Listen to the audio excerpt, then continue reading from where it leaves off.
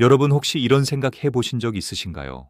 나는 술도 안 마시는데 왜 뉴스에서 간암 얘기를 들으면 자꾸 내 이야기 같은지. 그래서 오늘은 꼭 이 질문부터 함께 잡고 가려고 합니다. 중년 여성인데 술은 거의 못 마시고 회식 자리에서도 항상 음료수만 마셨던 사람이 있습니다. 누가 봐도 가는 깨끗할 것 같은 사람이었죠. 그런데 건강검진에서 나온 한마디에 그 사람 인생이 완전히 멈춰버렸습니다. 간에 혹이 보입니다. 정밀검사가 필요합니다. 여러분, 이 말 들으면 심장이 철렁 내려앉습니다. 가족들 얼굴이 스쳐 지나가고 내가 뭐 그렇게 잘못 살았나 억울한 마음도 듭니다. 특히 술도 안 마셨던 분이라면 더 분하고 더 이해가 안 되실 겁니다. 그런데 요즘 병원에서 자주 보는 장면입니다. 술은 입에도 안 되는 50대, 60대 여성분이 간암 진단을 받고 앉아있는 경우 말입니다. 오늘 영상은 바로 그 이유를 처음부터 끝까지 초등학생도 이해할 수 있을 정도로 쉽고 현실적으로 풀어드리려고 합니다. 여러분이 끝까지 보시면 왜 술을 안 마시는 중년 여성에게도 간암이 생기는지, 그 뒤에 숨어있는 B형 간염과 청간염의 진짜 정체가 뭔지, 그리고 지금 당장 무엇부터 해야 하는지 머리가 아니라 가슴으로 이해하시게 될 겁니다. 먼저 한 사람의 이야기를 들려드리겠습니다. 경기도에 사는 김미선 씨 이야기입니다. 김미선 씨는 술을 전혀 못 마십니다. 결혼식 피로연에서도 주스만 마시고 회식 자리에서도 항상 일찍 집에 가는 스타일이었습니다. 남편은 가끔 소주를 마셨지만 본인은 술 냄새도 싫어했습니다. 그래서 본인 스스로 이렇게 믿고 살았습니다. 나는 적어도 가는 자신 있다. 술 안 마시는데 내가 무슨 간암이야. 그러나 어느 날 건강검진 결과지를 보던 의사가 이렇게 말했습니다. 예전에 B형 간염 있다고 들으셨나요? 정기적으로 검사 받으셨어요. 김미선 씨는 깜짝 놀랐습니다. 어릴 때 예방접종 얘기만 들었지 B형 간염이라는 말을 제대로 들어본 적이 없었기 때문입니다. 그냥 피검사에서 뭔가 있다고 했던 것 같긴 한데 아무 증상이 없으니 굳이 신경 쓰지 않고 살았습니다. 그런데 정밀 검사를 해보니 간 안쪽에 3cm가 넘는 종양이 보였습니다. 조용히 자라고 있던 간암이었습니다. 술 한 잔도 못 마시는 사람이었는데 말입니다. 여러분, 여기서 우리가 꼭 기억해야 할 사실이 있습니다. 간암의 최대 위험 요인은 술이 아니라 바로 B형 간염과 청간염이라는 겁니다. 국가 자료를 보면 국내 간암 환자의 10명 중 7명 이상이 B형 간염을 가지고 있습니다. 또 적지 않은 분들이 청간염 항체 양성입니다. 술이나 지방간 같은 원인은 그 다음입니다. 그러니까 이렇게 정리할 수 있습니다. 술은 기름에 불을 붙이는 성냥이고 B형 청간염 바이러스는 아예 기름통 자체라고 보셔야 합니다. 여기서 또 한 가지 중요한 사실이 있습니다. B형 간염은 많은 분들이 본인도 모르는 사이에 어릴 때 이미 감염되어 있는 경우가 많다는 겁니다. 예전에는 지금처럼 예방접종이 철저하지 않았습니다. 그래서 40대, 50대 이상 분들은 태어날 때 혹은 아주 어릴 때 어머니를 통해 B형 간염 바이러스가 전염된 경우가 많습니다. 문제는 이겁니다. B형 간염에 걸렸다고 해서 항상 열이 나거나 아픈 게 아니라는 겁니다. 간은 웬만해선 티를 내지 않는 장기라서 조용히 상처를 입습니다. 그래서 많은 분들이 이렇게 착각합니다. 나는 피검사에서 간 수치가 정상이라던데 그럼 괜찮은 거 아닌가요? 술도 잘 안 마시는데요. 그러나 최근 연구 결과는 이 생각이 얼마나 위험한 오해인지 분명하게 보여줍니다. 만성 B형 간염이 있는데 혈액 속 바이러스 양이 많은 사람들을 추적해보니 간 수치가 정상이어도 항바이러스 치료를 빨리 시작한 사람이 그냥 두고 본 사람보다 간암과 간부전과 사망 위험이 무려 79%나 낮아졌다는 겁니다. 여러분, 이 숫자는 그냥 지나칠 수 있는 숫자가 아닙니다. 79%라는 건 10명 중 8명 가까이의 운명이 완전히 달라졌다는 뜻입니다. 그러니까 간 수치가 정상이라고 안심하시면 안 됩니다. 중요한 것은 피 안에서 돌아다니는 바이러스의 양과 그걸 빨리 잡아주느냐 아니냐입니다. 여기서 한번 여러분 가슴에 손을 얹고 스스로에게 질문해 보셨으면 좋겠습니다. 나는 내 B형 간염 여부를 정확히 알고 있는가? 예전에 B형 항체 있다고만 듣고 그냥 넘어간 건 아닌가? 혹시 회사 건강검진에서 B형 항체 없음이라고 뜬 적이 있는데도 그냥 대수롭지 않게 넘긴 건 아닌가? 간암은 어느 날 갑자기 떨어지는 운석이 아닙니다. 대부분은 간염과 강형변이라는 길을 조용히 오래 걸어온 결과입니다. 문제는 그 길을 걷고 있다는 걸 본인이 전혀 모른 채 10년, 20년을 살다가 뒤늦게 알게 된다는 점입니다.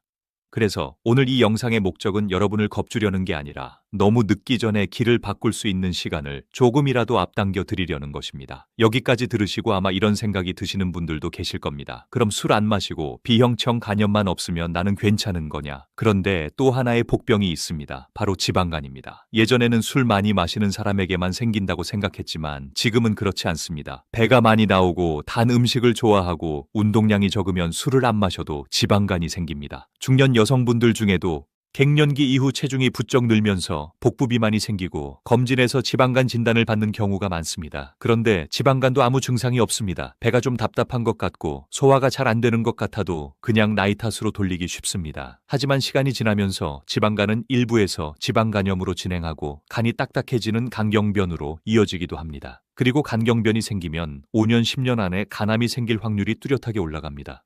여러분 여기까지 들으니까 조금 답답하시죠?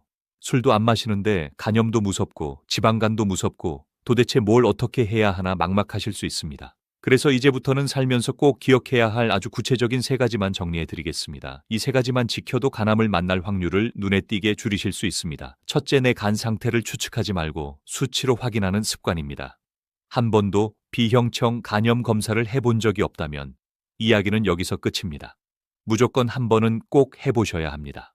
병원에 가셔서 B형 간염과 표면 항원, B형 항체와 청간염 항체 이 3가지를 물어보시면 됩니다. B형 항체가 없다면 예방 접종을 논의하셔야 하고 B형 표면 항원이 있다면 즉 현재 B형 간염 바이러스가 있다는 뜻이라면 간 수치가 정상이어도 혈액 속 바이러스 양이 얼마나 되는지 정밀 검사를 해봐야 합니다. 그러고 나서 전문의와 상의해 항바이러스제를 빨리 시작할지 아니면 지켜볼지 결정해야 합니다. 여러분, 여기서 중요한 건 내가 아픈지 안 아픈지 느낌이 아니라 수치와 검사 결과입니다.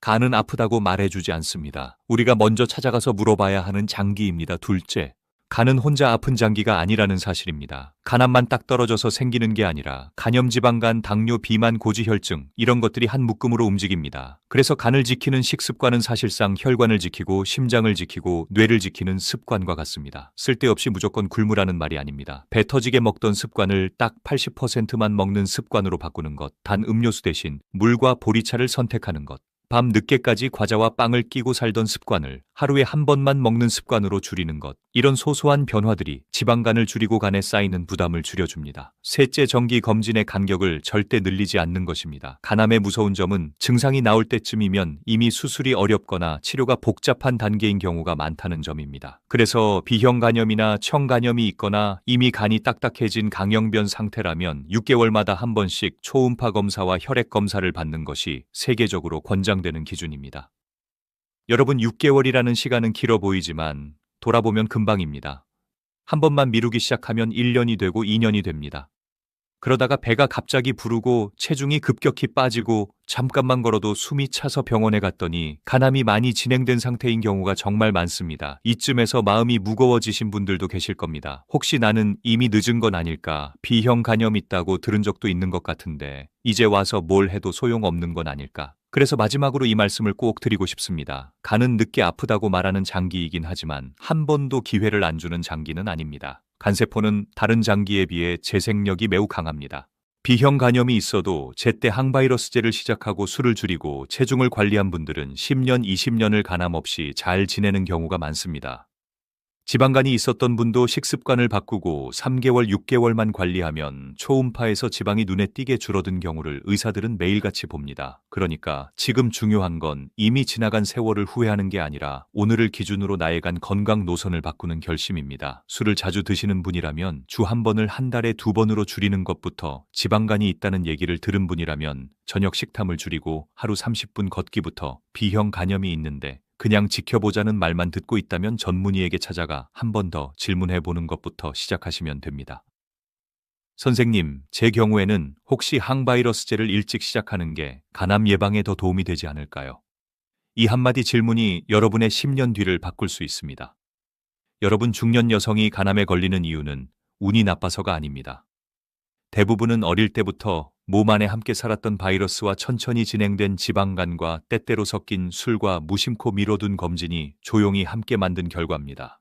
그렇다면 반대로 이 네 가지를 하나씩 바꾸면 여러분의 미래도 충분히 다른 방향으로 바뀔 수 있습니다. 내 몸 안에 바이러스가 있는지 정확히 확인하기, 내 간에 지방이 얼마나 쌓였는지 초음파로 확인하기, 술과 단 음식을 조금씩 줄이기, 검진 날짜를 절대 미루지 않기. 이 네 가지는 지금 이 영상을 끄고 나서 누구나 실천할 수 있는 일들입니다. 지혜톡톡은 여러분을 겁주려고 하는 채널이 아닙니다. 이미 지나간 선택을 탓하는 대신 지금부터 바꿀 수 있는 선택을 조금 더 빨리, 조금 더 정확하게 잡을 수 있게 도와드리는 채널입니다.